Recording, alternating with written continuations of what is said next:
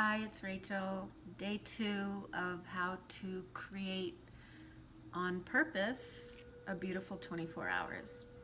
So now we've gotten through the wake up process and through our morning rituals of getting ready and getting dressed and etc. And now we're in our kitchen and we're going to have whatever libation we want, whatever food that we want to get us going. So to create this on purpose, what we're going to do is as we pour whatever's going into our cup, so for me it's maybe some black coffee, and I'm going to feel the warmth, I'm going to smell it, I'm going to taste it, and I'm going to be thankful. And I think about, where did the coffee come from?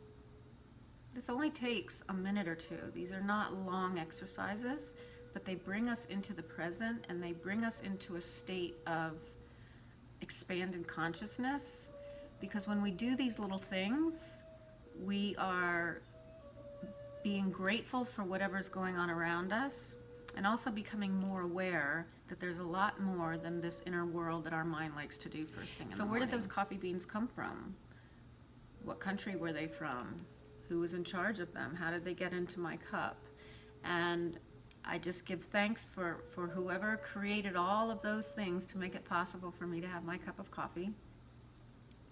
So if you're gonna cook eggs or have some cereal, you can go through the same exact process and just give thanks, just be aware, just be grateful.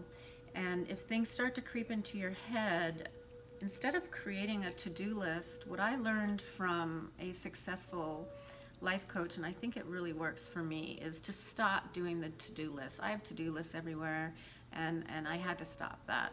And what I started to do was to put it into my calendar, and therefore it enabled me to make it part of my day, not this side thing that was irritating me. It just became part of my day. So if it was go to the bank and fold the laundry and file your taxes or whatever this may be, I just put it into my calendar, and it really does work. It just makes it less annoying, and it's just another thing to check off on your calendar. So I would suggest trying that and taking away those to-do lists. That really works for me. And then the next phase is wherever you're going to go, whether it's staying at home, if we're stay-at-home moms or stay-at-home dads, or getting in the car, whatever it is where we're transitioning from the breakfast table to our next part of the day, choose your time wisely with that and use a podcast or take 5 minutes to read a book or 5 minutes to journal and create what you want to feel. So for me, when I'm commuting in the car, sometimes I put on my favorite mantras because it just immediately brings me into the place of elevated consciousness that I want to be at. For some people, it might be want to be a podcast of Tony Robbins to get them, ready to do that. For other people, it might be to put some great music on because they're heading to the gym. But don't listen to the news. Don't listen to things that aren't going to make you feel better and feel more purposeful in the immediate future. We have plenty of time to do that later in the day. So again, find something that suits you. So if I'm home and I'm going to be doing the laundry and cleaning, I'm going to put on some great music that's going to make me feel good, and then I'm going to be grateful that I've got this house and got the time to do that.